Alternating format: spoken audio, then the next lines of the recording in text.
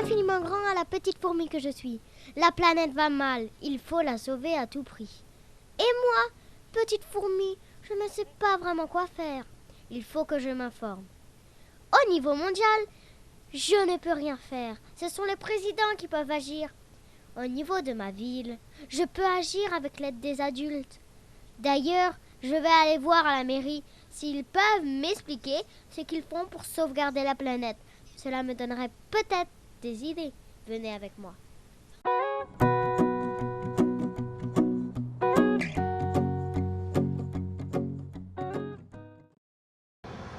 Je vais interviewer Sarah Zanit et Pierre Mariez.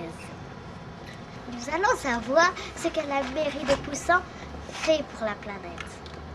Donc moi c'est Pierre Mariez, je suis directeur de l'école et élu à la mairie de Poussin. Je m'occupe de l'agenda 21 sur la commune. Voilà. Moi je suis Sarah Zanit, je suis la chargée de mission à l'agenda 21 et je travaille avec Monsieur Mariez. Voilà. Bonjour Monsieur Mariez, vous travaillez pour la mairie de Poussan. Vous y faites quoi? Pour l'instant, ce qu'on a fait sur la commune, on n'a pas fait... on commence, ça fait 1 an qu'on s'est mis en route pour cet agenda 21. Donc il y a plusieurs phases. D'abord, il a fallu regarder notre village, c'est-à-dire voir ce qui allait et voir ce qui n'allait pas. Parce que comme partout, il y a des choses qui se font qui sont bien et d'autres qui ne sont moins bien. Donc il a d'abord fallu voir ça, ce qu'on appelle un diagnostic. Les bons côtés et les mauvais côtés. Ensuite, on a fait et aussi étudier les attentes de la population. Donc on a fait un sondage auprès de tous les habitants de Poussin. On a envoyé un petit papier à chacun. Ils nous ont renvoyé, qui nous ont ramené en mairie, sur lesquels étaient notées leurs préoccupations. Eux aussi, ce qu'ils trouvaient bien, ce qu'ils ne trouvaient pas bien et ce qu'ils attendaient. Là où ils voulaient que l'on fasse des efforts. Donc on a dégagé 5 thèmes. Voilà, 5 grandes priorités sur Poussan. Alors il y a le transport et les déplacements. Donc c'est par exemple utiliser plus le vélo, faire en sorte que les gens utilisent moins la voiture, etc. Qu'il y ait un peu plus de sécurité routière. On a l'environnement, donc la protection de l'environnement. On a l'économie, le développement économique. Les risques et les nuisances, donc ça, les risques et les nuisances, c'est tout ce qui est incivilité, etc., propreté de la ville. Et le dernier thème, c'est la vie communale et l'action sociale. Donc la vie communale, c'est les activités de loisirs, de sport et toutes les manifestations culturelles et permettre aux gens de mieux vivre ensemble. Voilà, donc 5 grands thèmes. Voilà. Après, plus concrètement, qu'est-ce qu'on a fait pour le développement durable? On a installé des panneaux photovoltaïques sur le toit de la mairie. À quoi ça sert les panneaux photovoltaïques? Eh bien, ils transforment l'énergie solaire en énergie électrique. Il y a plus de 100 mètres carrés là-haut sur le toit de la mairie. Et un produit d'électricité qui est racheté par EDF, qui ensuite se sert de cette électricité pour peut-être éclairer chez toi ou voilà. Donc on revend l'électricité, on fabrique l'électricité et on revend et on la revend. Mais aussi l'intérêt, c'est qu'on ne produit aucun gaz à effet de serre. L'énergie solaire ne pollue pas.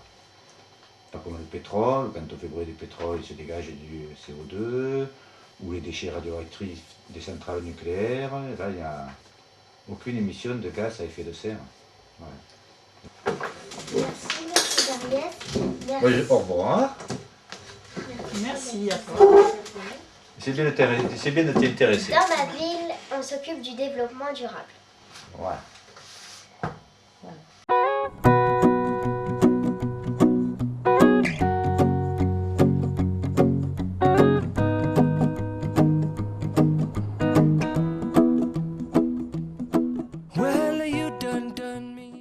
Olivier, je l'avais déjà rencontré avec mon frère dans une galerie commerciale dans laquelle ils animaient des présentations sur comment gérer nos déchets.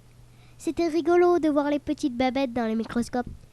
J'ai décidé d'aller le voir sur son lieu de travail à Montpellier. Ah, chouette! On en sait un peu plus. La mise en place d'un agenda 21 avec plein d'actions en faveur de la planète, le photovoltaïque qui produit de l'électricité grâce au soleil, les éoliennes qui font pareil avec le vent. C'est génial tout cela. Et dans mon école, je peux aussi contribuer au bien-être de la planète. D'ailleurs, je connais une association, la Pieux, qui pourra certainement m'aider à informer mes copains et mes copines. Allez, on y va. Bonjour Olivier, vous travaillez pour l'association APIeux. Qu'est-ce que c'est l'APIeux? Alors l'association APIeux est un CPIE, un centre permanent d'initiation à l'environnement. Et c'est une association qui participe à différentes activités, entre autres la sensibilisation des enfants, des adultes, à l'écologie, à tout ce qui traite de l'environnement. Voilà. Que faites-vous pour la planète? Alors, personnellement pour la planète, dans ma vie de tous les jours, j'ai plein de petites actions, faire du compostage, qui pour moi sont des petites actions que je fais pour la planète. Dans mon travail, dans le cadre de mon travail, je sensibilise pour ma part les jeunes enfants dans les écoles à la gestion des déchets, leur apprendre à bien trier, pour bien recycler, pour économiser des matières premières et faire que plus tard, quand ils grandissent, ils deviennent des citoyens responsables et actifs.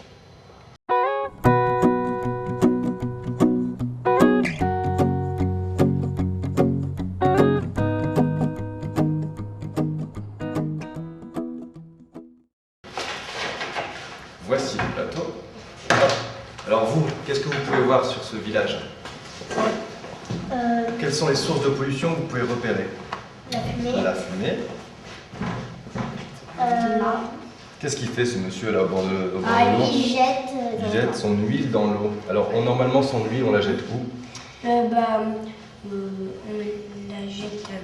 Ah, c'est compliqué, on n'a pas l'habitude de jeter son huile à votre âge. À la déchetterie. L'huile on l'amène à la déchetterie et elle va être recyclée, régénérée. Donc là je vous parle de l'huile. Ça va me permettre de vous expliquer le dernier atelier de la malle. C'est l'atelier des matières. D'accord? Alors l'atelier des matières, ça va nous permettre de concrètement voir les différentes matières qui se recyclent.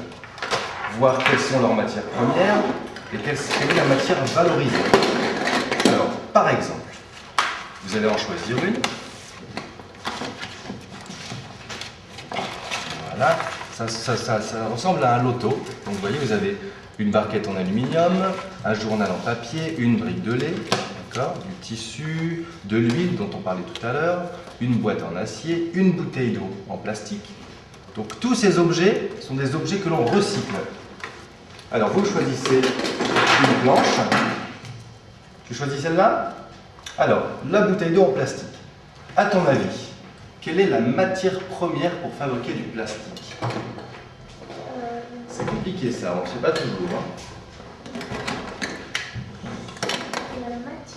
La matière première, c'est ce que tu vas récupérer dans la nature directement. Dans le sol, par exemple. Tu donnes ta langue au chat? Oui? Hop, je te la mets là, regarde bien. Qu'est-ce que c'est la matière première pour le plastique? Le pétrole. Du pétrole, en effet.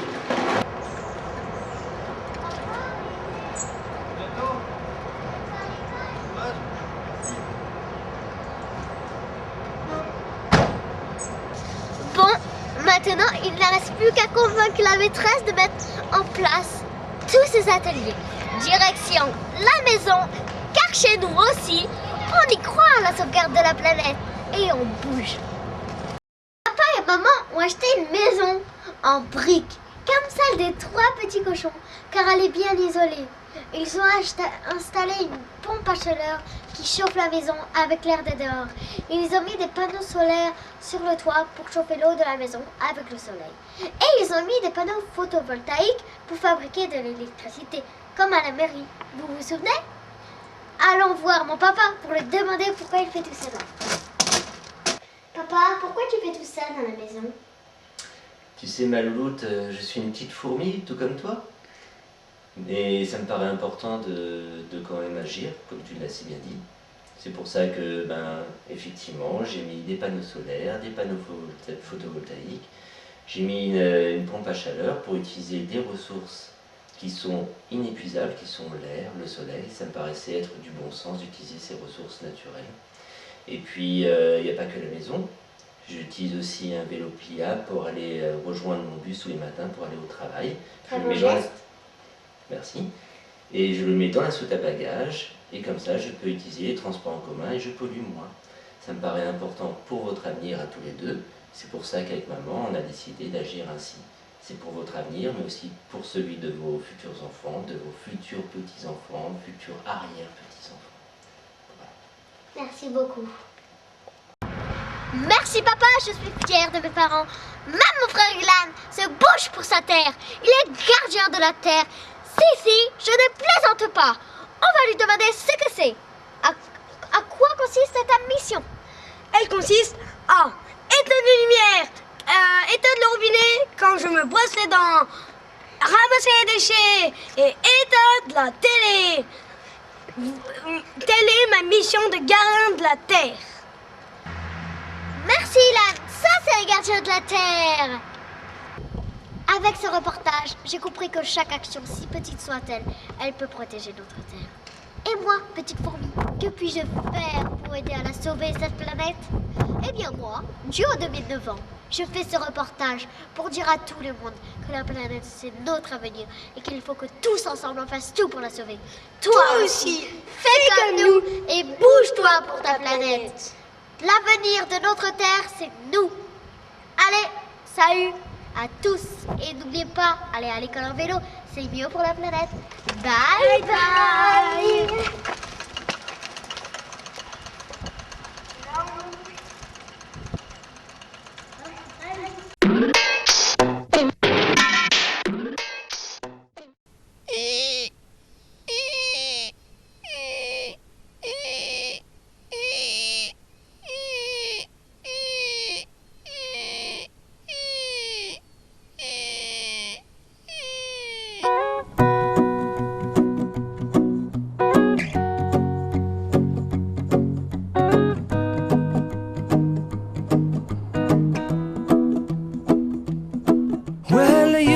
Done me and you bet I felt it. I tried to beat you, but you're so hot that I melted. I fell right through the cracks.